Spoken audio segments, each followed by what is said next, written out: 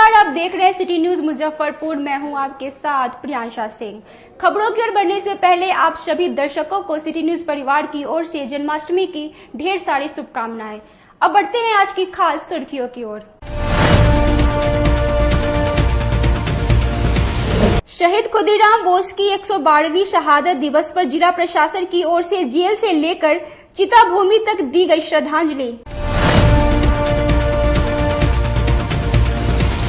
जन्माष्टमी के अवसर पर शहर के प्रमुख मंदिरों में भगवान कृष्ण की गई पूजा अर्चना, नहीं दिखी भीड़। और नगरपालिका कार्यालय में आपसी विवाद को लेकर स्थानीय लोगों ने की तोड़फोड़, कई लोग हुए घायल। तो ये थी आज की खास सुर्खियां और अब खबरें विस्तार से। शहीद खुदीराम बोस के 112वीं बलिदान दिवस पर कोरोना संक्रमण को देखते हुए जेल में जेल के अधीक्षक द्वारा फांसी स्थल पर पुष्प अर्पित कर दी गई श्रद्धांजलि। वहीं जिला प्रशासन द्वारा शहीद स्मारक और चिता भूमि पर पुष्प अर्पित कर दी गई श्रद्धांजलि। मंगलवार को अमर शहीद खुदीराम बोस का 112वां शहादत दिवस के अवसर पर जिला प्रशासन द्वारा कई कार्यक्रम का आयोजन किया गया। सबसे पहले आपको लिए चलते हैं शहीद खुदीराम बोस केंद्रीय कारा में, जहां प्रातः 4 बजे फांसी स्थल पर शहादत दिवस सम्मान पूर्वक मनाया गया। कारा अधीक्षक राजीव कुमार सिंह द्वारा फांसी स्थल पर नमन और श्रद्धा सुमन अर्पित कर 2 मिनट का मौन भी रखा गया। पूरे जेल परिसर को रंगीन बल्बों से सजाया गया। जेल परिसर के अंदर और बाहर दोनों जगहों पर स्थापित शहीद खुदीराम बोस की प्रतिमा पर माल्यार्पण कर श्रद्धा सुमन अर्पित किया गया। वहीं सुबह 8 बजे स्थान कंपनी बाग शहीद स्मारक, जहां पर किंग्स फोर्ट की बग्गी पर बंगाल के मेदिनीपुर से आए 2 किशोरों ने बम फेंककर भारतीय आजादी संग्राम में क्रांतिकारी शब्द का शुभारंभ किया था। यह वह समय था जब गांधी की आंधी से भी लोग परिचित नहीं थे। शहीद स्मारक स्थल पर प्रफुल्ल चंद्र चाकी और खुदीराम बोस की प्रतिमा को गार्ड ऑफ ऑनर भी दिया गया।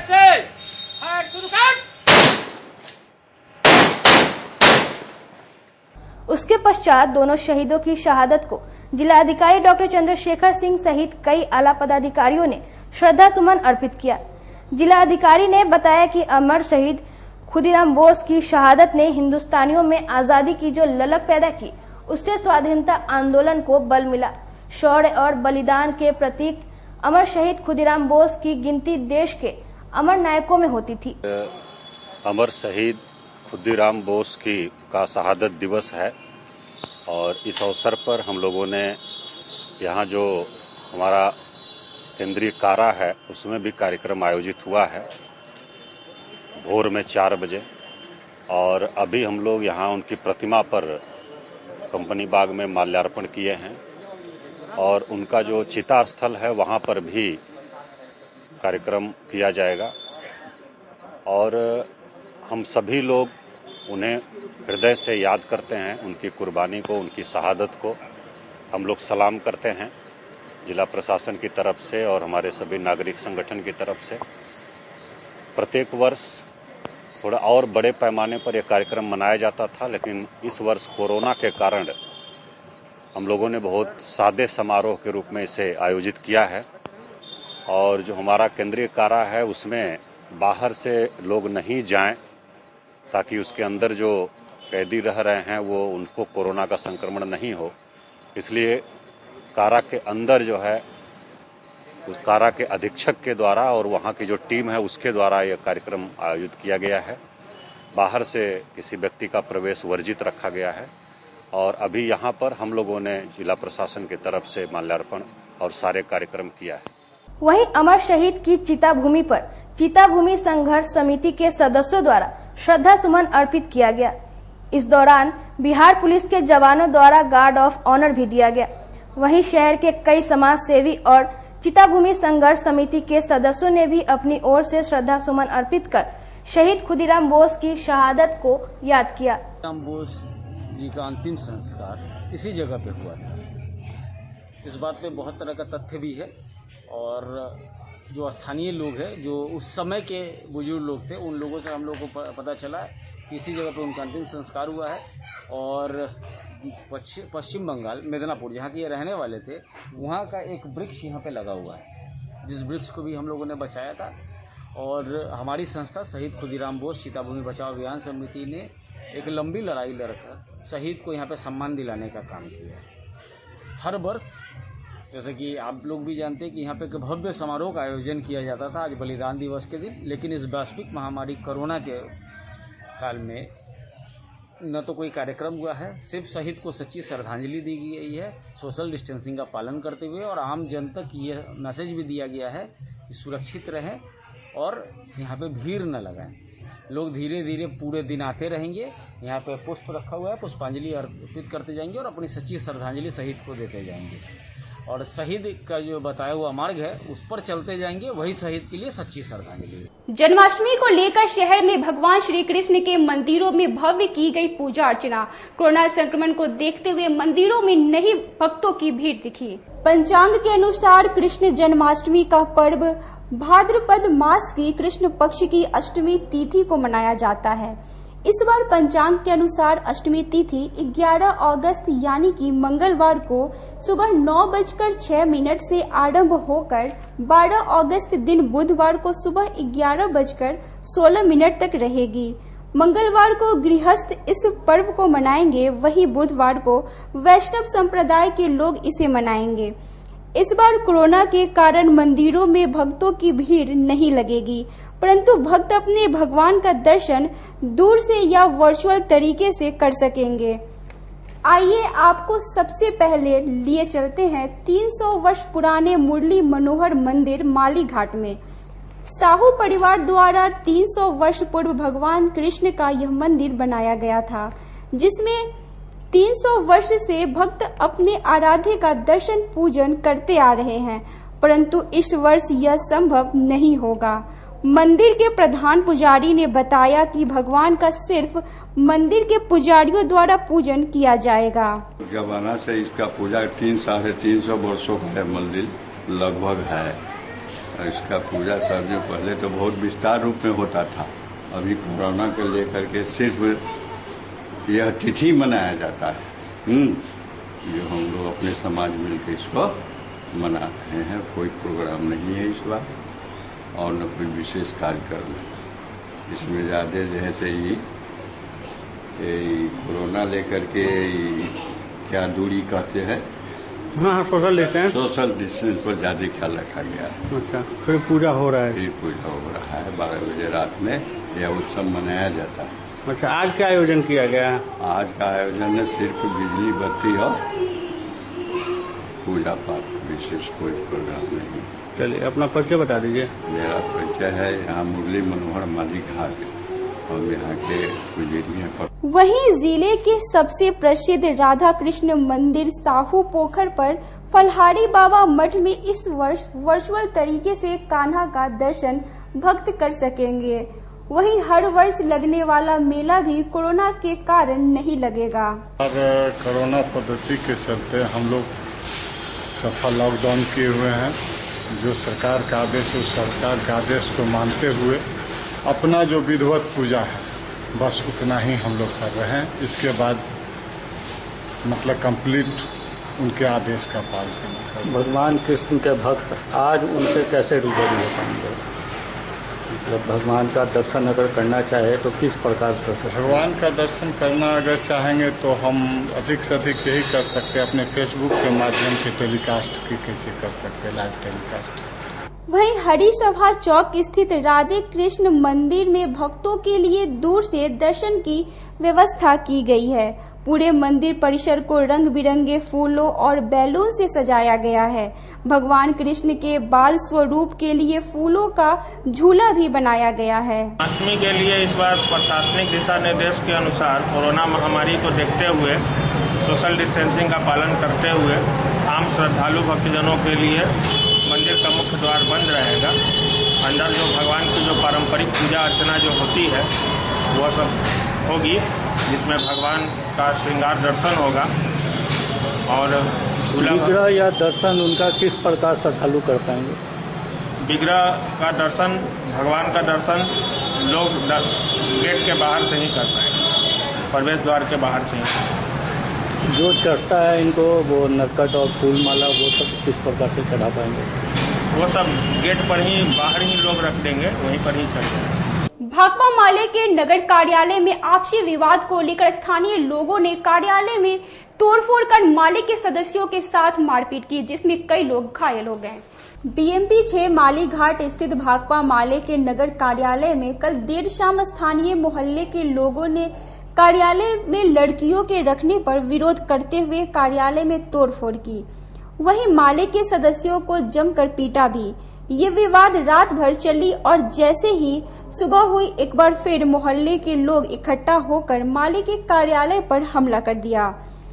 इस दौरान स्थानीय लोगों और माले के सदस्यों में मारपीट हुई, जिसमें दोनों पक्षों की ओर से कई लोग घायल हो गए।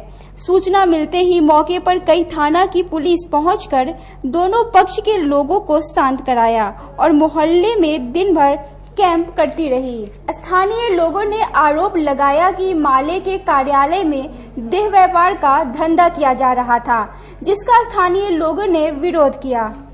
लड़की लोग के बोलवाते थे वो लोग, लेकिन हम लोग ये सब नहीं जानते थे। हम लोग घूमने जाते थे तो वो लोग अपना अथी करते थे, लड़का लोग जाता था अपना माने घूमने, पानी इधर बाढ़ आ गया था ना, तो वो लोग जाते थे तो वो लोग सब आदमी मिल के ये लोग के अथी करता था, जाओ यहाँ से तुम लोग। हाँ, तो ये लोग अपना नहीं भागता था कि इधर पानी है तो कहाँ जाएगा आदमी, तो वहीं जाके वो लोग बैठे थे। इसीलिए वो सब मिल के मारा है सब अपना। इधर जब रास्ता के लिए ड्यूटी के लिए आदमी हम लोग निकलते हैं तब वो सब घेर के मारता है। माले वाला था? हाँ, माले वाला और उधर के जो सब जो है। क्या उसके द्वारा कहा जाता है कि पार्टी का रैली, लेकिन आखिर होता क्या है? आप लोग मोहल्ला के लोग क्या कुछ देखते हैं? देखते हैं, देखिए अंदर तो हम लोग जाके नहीं देखते, हम लोग के तो नहीं जाने देता। चाहे शादी ब्याह होता है तो वो बिया भवन के नाम पर है, हम लोग जानते हैं बिया भवन है, लेकिन माले पार्टी के हम नहीं जानते से माले पार्टी है।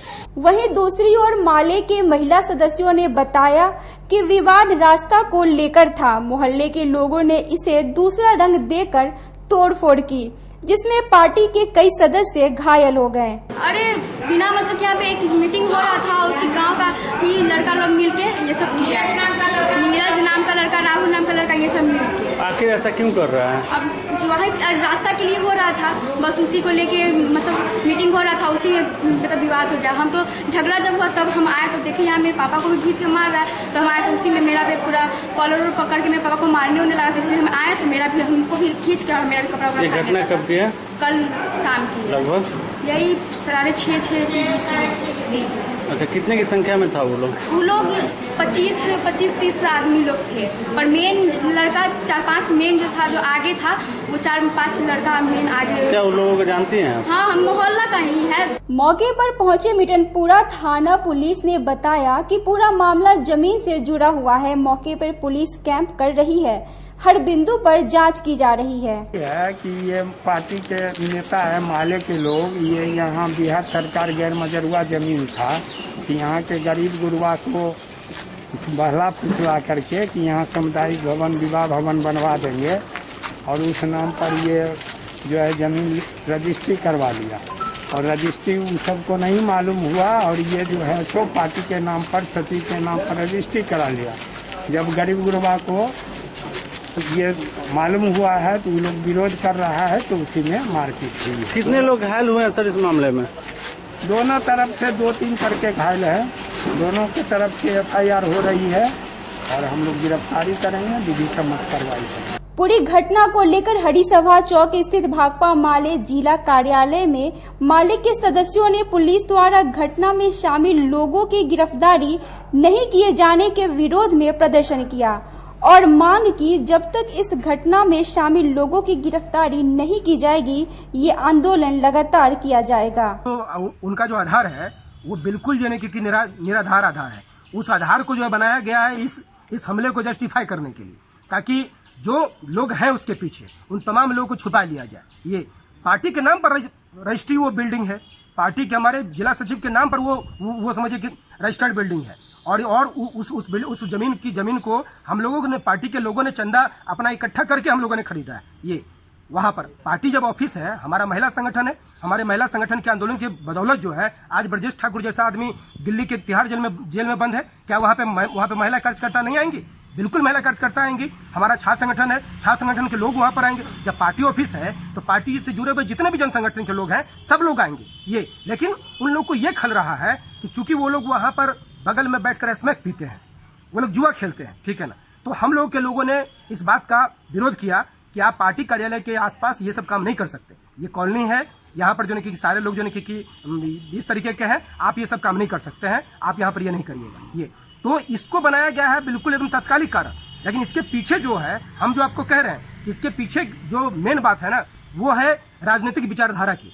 आपसे हमारा विचारधारा नहीं मिलता है, आप हमारे ऊपर हमला करिए। चूंकि सत्ता में आप बैठे हुए हैं, सत्ता में आप हैं, आप हमारे ऊपर हमला करिए। अभी देख लीजिए कि देश के अंदर में जितने भी विरोध में उठने वाली जितनी भी आवाजें हैं बड़ी बड़ी, वो जो है कि बड़े पत्रकार जो गौतम नवलखा से लेकर सुधा भारद्वाज से लेकर जितने भी बड़े लोग हैं, जिन लोगों ने सरकार पर सवाल खड़ा किया, सब लोगों पर कोई न कोई आरोप लगा कि उनको जेल में डाल दिया गया। तो ये मामला जो लोग वो अभी बता रहे हैं, वो मामला बिल्कुल भी नहीं है। ये राजनीतिक विचारधारा की लड़ाई है, और राजनीतिक विचारधारा की लड़ाई को जो है कि वो ये करने के लिए पीछे से उसको ये कर रहे हैं, बुस्टअप कर रहे हैं। इसलिए हम लोग इस बात को समझ रहे हैं, ये बड़ी लड़ाई है। हम लोग को जिस विचारधारा के खिलाफ हम लड़ रहे हैं, उसके खिलाफ हम लड़ते रहेंगे। बताया जाता है कुछ कार्यकर्ता भी आपके ऊपर मतलब ये आरोप लगा रहे हैं कि रात बिरात में कुछ महिलाएं आती जाती रहती है उस मतलब बिल्डिंग। नहीं, हमारे कोई कार्यकर्ता नहीं है, हमारे कोई बिल्कुल हमारे कोई कार्यकर्ता नहीं है। वहाँ के वही जो है कि 3-4 लोग हैं, ठीक है ना, जो लोग इस तरीके की बात कर रहे हैं, ठीक है ना। ये रात बिरात वहाँ पर जो है कोई नहीं आता जाता है। दूसरी बात है कि रात में भी लोग आ सकते हैं।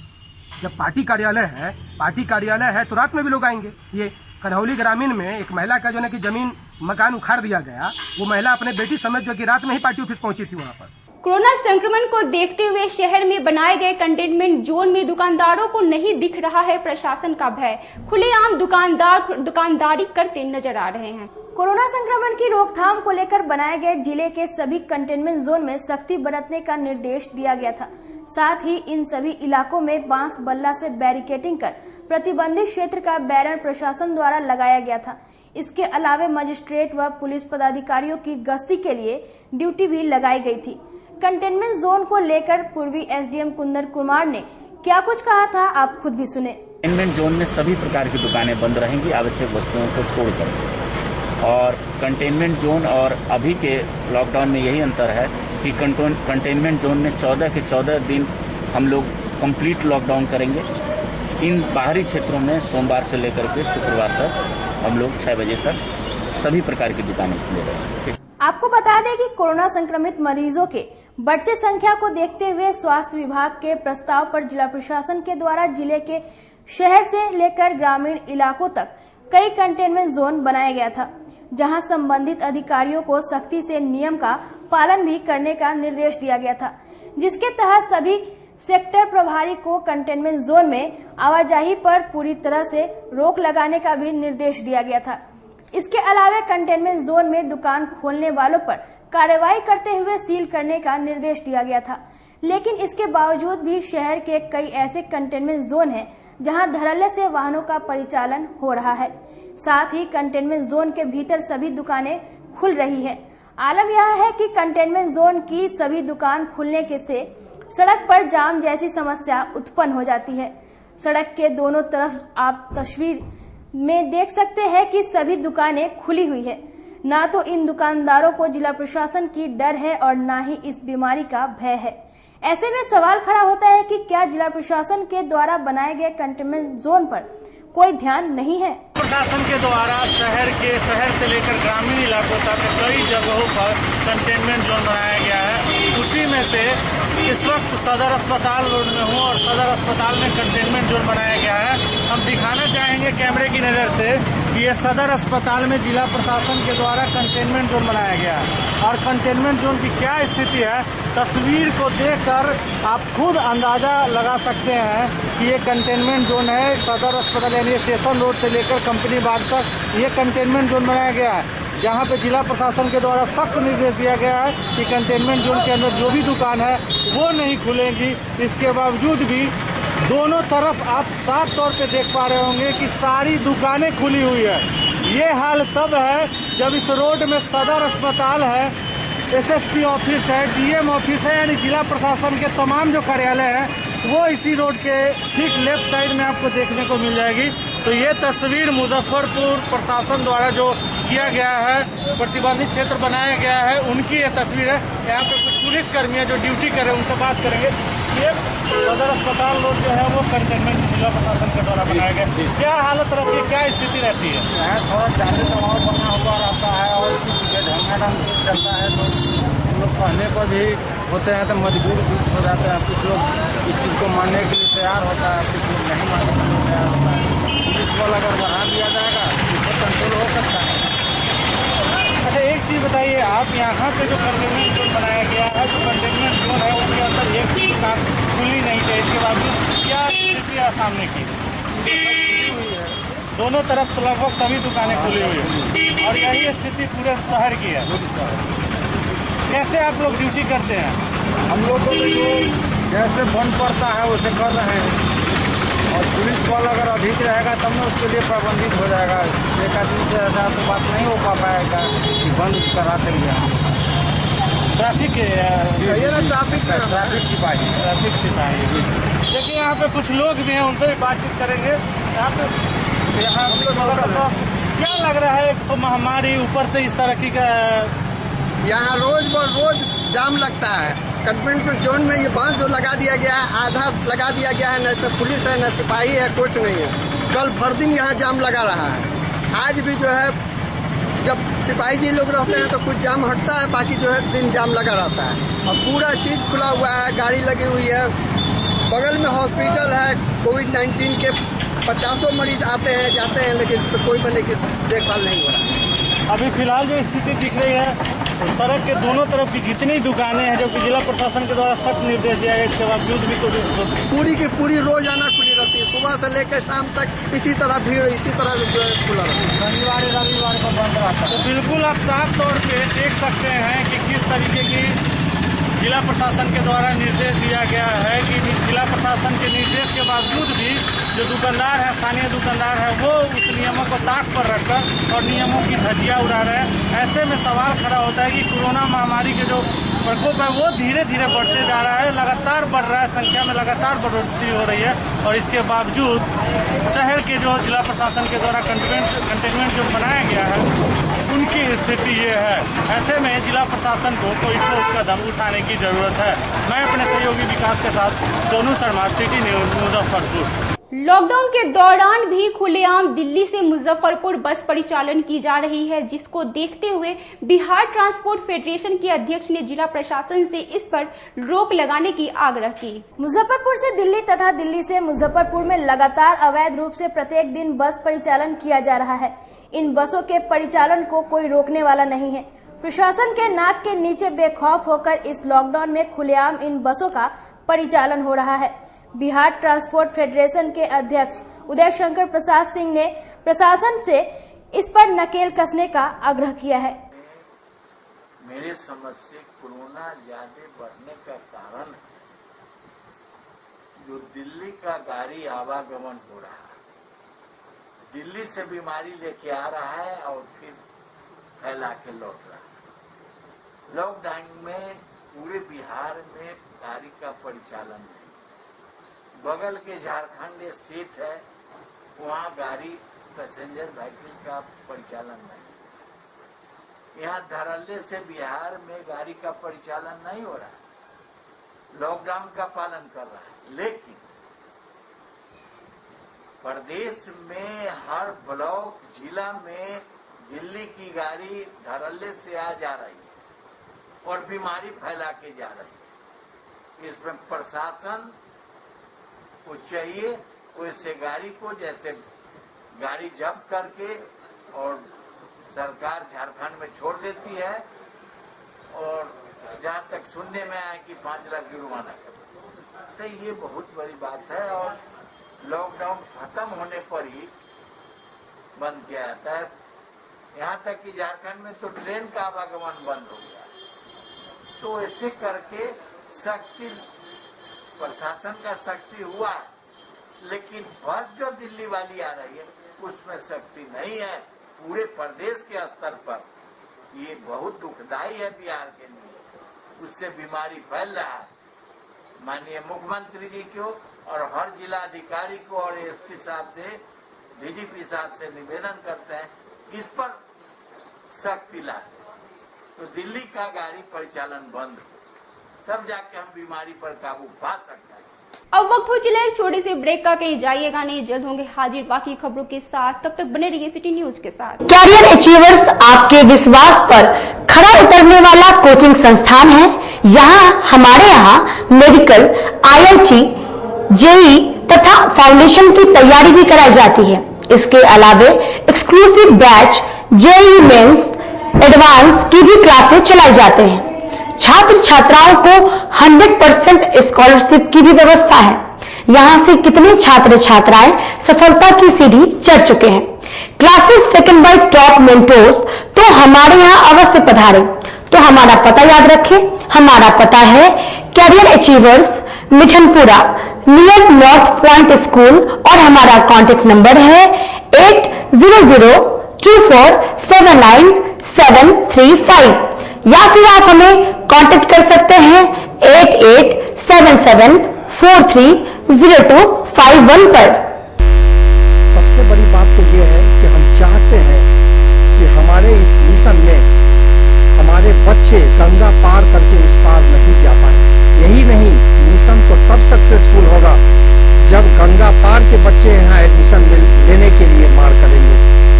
इसी आशा के साथ इंस्टीट्यूट तो हम लोग चला रहे हैं, अपने बच्चों को खुश करने की कोशिश कर रहे हैं। बच्चों को मैंने यही कहा है, तुम अपना समय दो, मैं तुम्हें आसमान की बुलंदियों पर पहुंचा दूंगा। मुजफ्फरपुर की शान और अपने कलाकृतियों से बॉलीवुड के स्टारों में अपनी पहचान बना चुका बाबा की दुकान लहठी भंडार पिछले 50 वर्षों से आपके पसंद का ख्याल रखती है। यहाँ से लाह की बहुरानी सेट बॉलीवुड की स्टार ऐश्वर्या राय ने अपनी शादी में पहनी थी। यहाँ से राजनीतिक गलियारों के नामचीन चेहरों की दुल्हन भी सजी थी। हमारे यहाँ शादी सेट, बहुरानी सेट, जयमाला सेट, लाह के फैंसी आइटम कुशल कारीगरों द्वारा निर्मित कराई जाती है। इसके अलावा चूड़ा सेट, कंप्यूटर चूड़ा, कुंदन चूड़ा, वाटरप्रूफ चूड़ा, चुंदरी 3 बुंदिया, बंग बंगरी, हिंगलू, पाक चूड़ा, जंगली चूड़ा का भी निर्माण अपने कारीगरों द्वारा कराती है। यही नहीं, लाह से बनी कान का टॉप्स, रिंग, नथ, गला का हार, मांग टीका, पेन स्टैंड, हाथी, बिछिया, ग्लास, करा भी बनाती है। तो एक बार हमारे यहाँ अवश्य पधारे। बाबा की दुकान लहठी भंडार, इस्लामपुर, मुजफ्फरपुर। हमारा कांटेक्ट नंबर है 9308620444।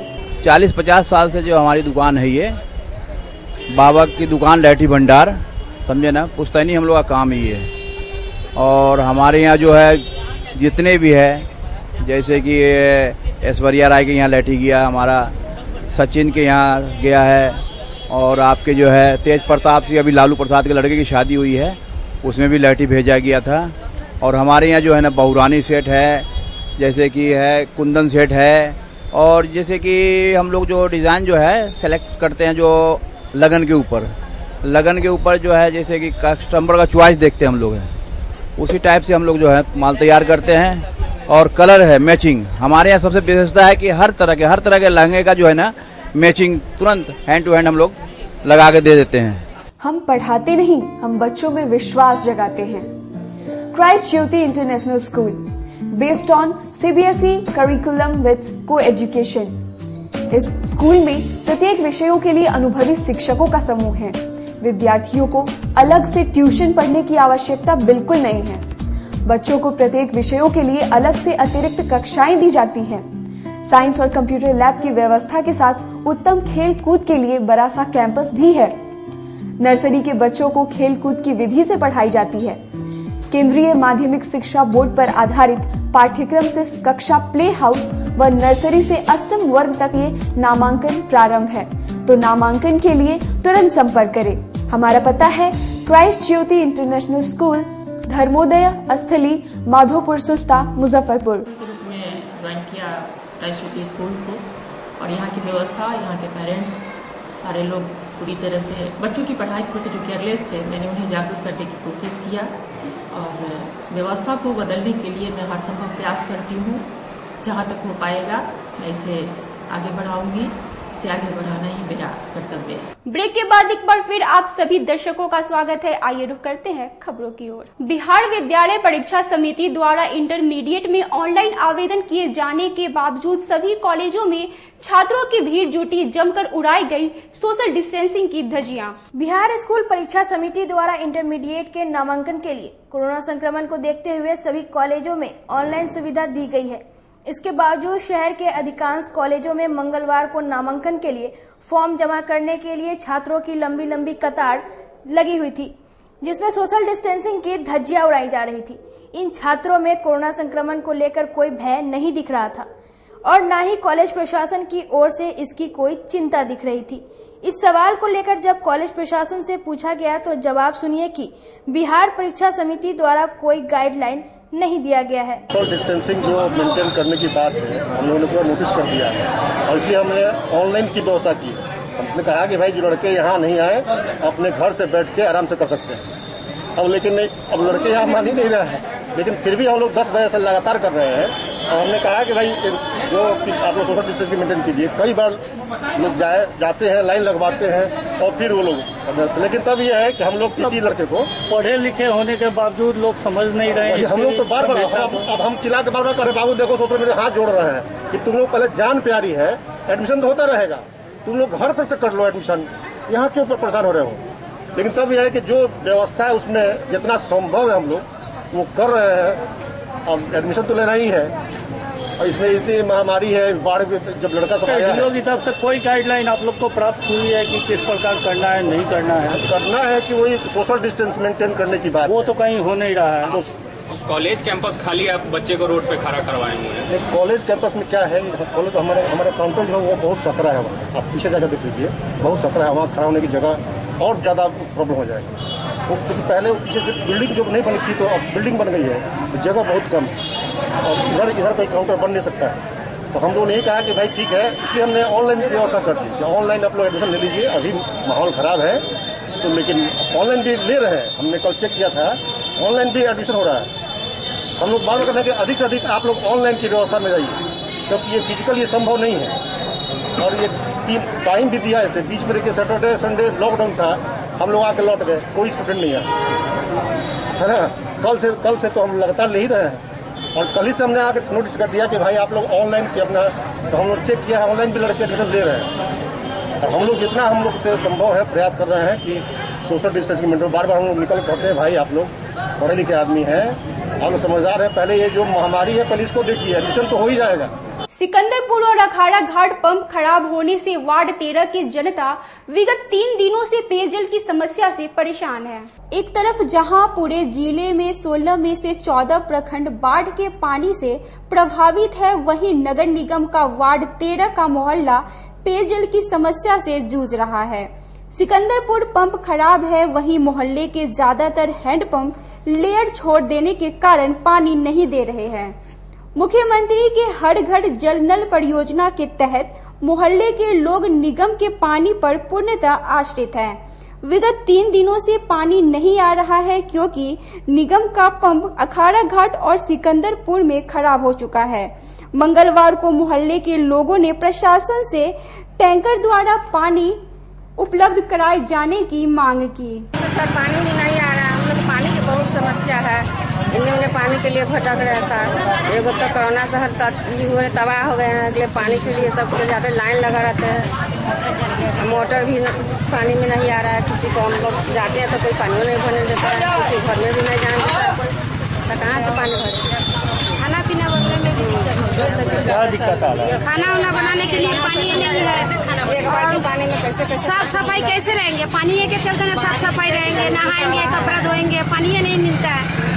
तो फिर कोरोना इतना फैला हुआ है, इतना गंदगी से कोरोना फैला हुआ है, जब साफ सफाई नहीं रहेंगे, पानी से साफ सफाई रहेंगे। महेश भगत बनवारी लाल महाविद्यालय में मेयर सुरेश कुमार द्वारा कॉलेज के दोनों संस्थापकों की प्रतिमा का अनावरण किया गया।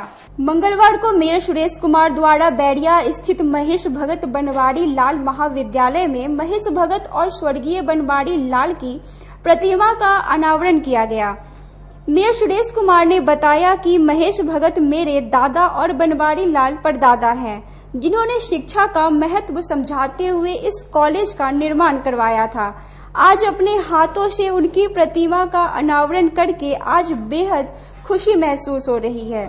इस अनावरण कार्यक्रम में राम बिचारी देवी, कृष्ण मोहन प्रसाद, बनवारी प्रसाद शाह, प्राचार्य इंद्र नारायण शाह, डॉक्टर नरेंद्र कुमार सहित कॉलेज के शिक्षक एवं कर्मचारी उपस्थित रहे। बनवारीलाल महाविद्यालय जो बैरिया में स्थित है और वो 3.5 बीघा जमीन हमारे पूर्वजों द्वारा बहुत पहले दिया गया था और ये कॉलेज आज बहुत बढ़िया फल फूल रहा है। आप देख रहे हैं एडमिशन बहुत बढ़िया हो रहा है यहाँ पर भी। उसी के उपलक्ष्य में आज चूंकि हमारे परदादा हुए महेश भगत, दादाजी हुए बनवारीलाल हुए, मेरे पिताजी हुए जो कॉलेज के अध्यक्ष थे, आज माँ अध्यक्ष बनी हुई हमारी। तो आज हम लोगों को मूर्ति प्रिंसिपल साहब, हमारे प्रिंसिपल साहब हैं और प्रिंसिपल साहब यहाँ पर हैं, तो ये मूर्ति हम लोगों ने स्थापित की है क्योंकि पूर्वज से हम लोग थे, इसलिए लोग स्थापित किया गया कॉलेज में कि भाई जो भी आए माल्यार्पण करे। और बहुत दिन से हम लोग का ये था कि भाई स्थापित किया जाए। सबसे बड़ी बात है कि ये हमारे पूर्वजों द्वारा दिया गया है और दान पुण्य जो कहते हैं, दान पुण्य करना बहुत बड़ी चीज होती है और दान पुण्य किया गया है। उसके कारण आज इस सर्वोच्च पोस्ट पर हम बैठे हुए हैं। इसलिए मैं अपील करूंगा आप लोग दान पुण्य करें, सर्ववासी से अपील करूंगा।